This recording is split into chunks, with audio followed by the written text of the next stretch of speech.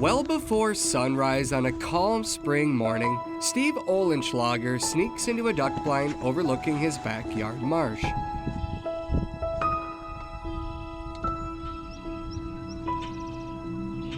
Steve waits for the daily visit from a few of his feathered friends.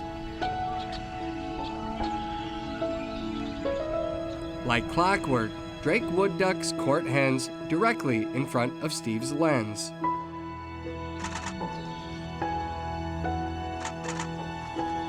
You wait for 9 months of the year for this to happen again. And then before you know it, it's over. That's why Steve never misses a chance to get his shot.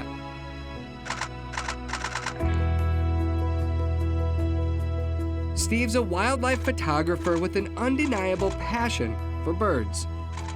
In the spring, if the weather's nice, every single morning I go out in the back for 45 minutes and photograph the wood ducks in the backyard.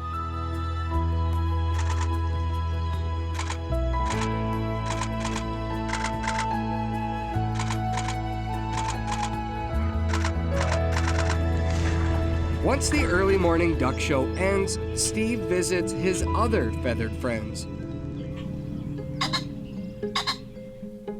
Inside a complex of hand-built fences, It's over half an acre of pens. Steve Oehlenschlager raises dozens of native upland birds.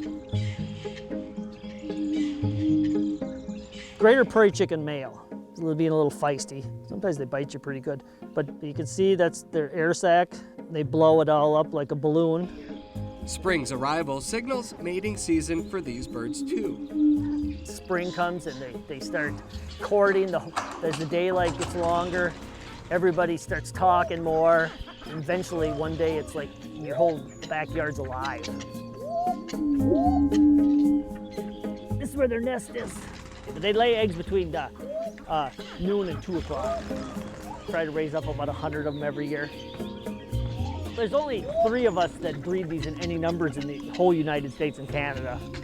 Yeah, there's only just 3 of us. I've always raised birds my whole life. It's just something that I can't live without them.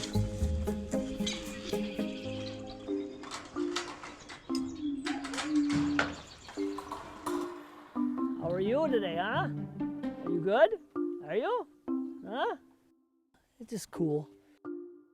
And I've always had a soft spot for natives.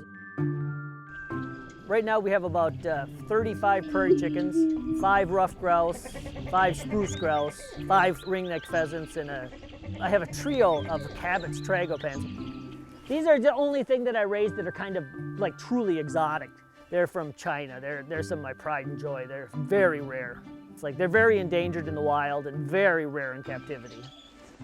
But yeah, he thinks he's sexy. I'm maxed out, the inn's full. There's no more room. Steve's bird ranch isn't open to the public, at least not yet. Most people don't know. They just don't know what I have. It's like, and they're like, you know, you raise all that? And first they'll tell you that you can't do that. It's like, yeah, you can, you know. It's difficult, but it can be done.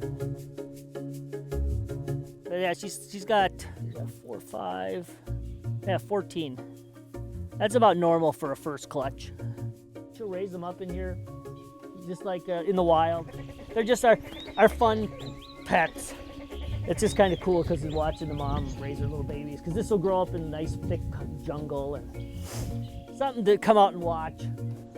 And of course, something for Steve to photograph. Normally I'm out here for about an hour and a half in the morning taking pictures and just watching them. It's just to keep a self-sustaining population, and I'll never be able to raise thousands of them, you know, but it's important to do, especially with the prairie chickens. You know, it's like it's a race from our memory that one of the most abundant game birds that ever exist in North America is, you know, basically gone, all because of habitat loss. So it's like I keep them just to remember. Unlike his birds, Steve's photos may just last forever, thanks to a photographer's love for birds of every feather.